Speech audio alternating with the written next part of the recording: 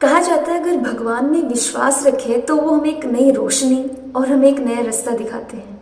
लेकिन अगर अंधविश्वास किया जाए तो वो कहीं ना कहीं हमें इतना अंधा बना देता है कि हम अपने आप को नहीं पहचान पाते।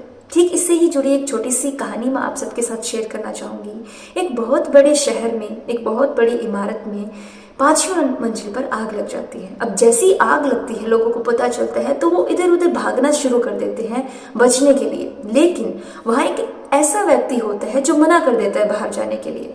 जब उसके पड़ोसी उसे आवाज़ लगाते हैं, उसके फ्रेंड्स उसे आवाज़ लगाते हैं तो वो बोलते हैं कि नहीं, मुझे मेरे ईश्वर बचाने आएंगे। मैंने उनकी बहुत ज़्यादा साधना की है, कीर्तन किया है, यज्ञ किए हैं, यात्रा की है, मुझे मेरे ईश्वर पर पूरा भरोसा है कि वो मुझे बचाने के लिए स्वयं आएंगे। अब जैसे ही आग 5वीं मंजिल पर पूरी तरह से फैल जाती है तो वो व्यक्ति 7वीं मंजिल पर पहुंच जाता है। 7वीं मंजिल पर उसे एक डॉक्टर दिखाई देता है जो कि नीचे जाने की तैयारी कर रहा था। अब वो डॉक्टर उसे आवाज लगाता है कि अरे हमारे साथ आ जाओ, हम तुम्हें नीचे ले चलेंगे, इससे तुम्हारी जान को कोई खतरा नहीं होगा। लेकिन वो व्यक्ति उस डॉक्टर को भी यही बात बोलता है कि नहीं, मुझे मेरे ईश्वर बचाने आएंगे, मुझे उन पर पूरा भरोसा है। अब ऐसा सुनकर डॉक्टर वहां से चला जाता है। अब आग जैसी 5वीं से 7वीं मंजिल को पार कर लेती है तो वो व्यक्ति भागता भागता 10वीं मंजिल पर पहुंच जाता है। और 10वीं मंजिल पर उसकी मुलाकात एक पहाड़ चढ़ने वाले एक्सपर्ट से होती है जो रस्सी के सहारे नीचे उतरने की तैयारी कर रहा था। और वो व्यक्ति भी उसे आवाज लगाता है कि अरे हमारे साथ आ जाओ, मैं तुम्हें नीचे ले जाऊंगा, नहीं तो ये आग तुम्हें जलाकर राख कर देगी। लेकिन वो व्यक्ति उसे भी यही बात बोलता है कि नहीं, मुझे मेरे ईश्वर पर पूरा भरोसा है, वो मुझे बचाने के लिए ज़रूर आएंगे, वो ही मुझे बचा कर लेकर जाएंगे। उसके अलावा मैं किसी के साथ नहीं जाऊंगा क्योंकि मैंने उनकी बहुत भक्ति की है, साधना की है। अब ये सुनकर वो व्यक्ति भी वहां से चला जाता है, नीचे उतर जाता है और अपनी जान बचा लेता है।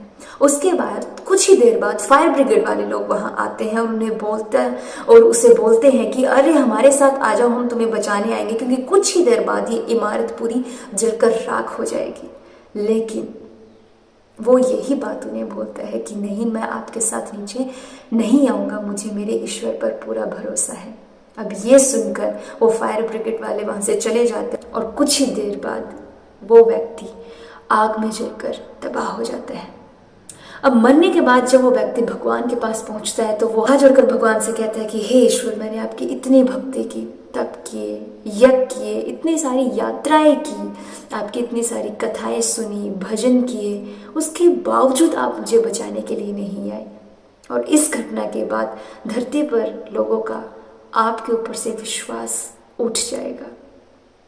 अब भगवान मुस्कुराते हुए उसे बोलते कि अरे मूर्ख, वो पड़ोसी, वो डॉक्टर, वो पहाड़ चढ़ने वाला एक्सपर्ट, वो फायर ब्रिगेड किसने भेजे थे? वो मैंने ही तो भेजे थे, मेरे ही तो इशारे थे।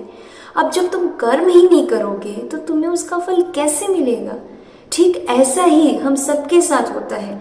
बहुत से ऐसे लोग हैं जो मंदिरों में प्रसाद लेकर जाते हैं और भगवान के आगे प्रार्थना करते हैं कि हे भगवान, हमें ज़िंदगी में कामयाब होने के लिए कुछ अपॉर्चुनिटीज़ दीजिए, मौके दीजिए, हम भी कुछ करना चाहते हैं। हालांकि अगर वो गौर से देखें तो हर एक की ज़िंदगी में अपॉर्चुनिटीज़ होती है। ऐसा हो नहीं सकता कि किसी को काम करने के मौके ना मिले, किसी को काम करने की अपॉर्चुनिटीज़ ना मिले, ऐसा हो नहीं सकता। हर एक की ज़िंदगी में होते हैं। वो बात अलग है कि किसी को इतना टाइम ही नहीं है कि वो इतना देख सके कि उसे अपनी ज़िंदगी में करना क्या है और उसके पास कौन कौन से ऑप्शंस आ रहे हैं करने के।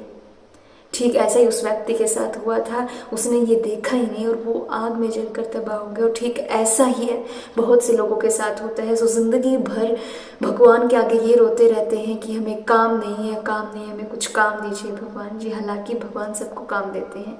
और एक बात हमेशा याद रखिए, भगवान भी उन्हीं लोगों की मदद करते हैं जो सबसे पहले अपनी मदद खुद करते हैं। जब तक कर्म नहीं तब तक फल नहीं। और भगवान सिर्फ और सिर्फ हमें रास्ता दिखा सकते हैं, उस रास्ते पर चलना हमें खुद को है, गिरेंगे उठना भी हमें खुद को ही है। वो सिर्फ और सिर्फ हमारा हौसला बढ़ा सकते हैं और हमें सही रास्ता दिखा सकते हैं।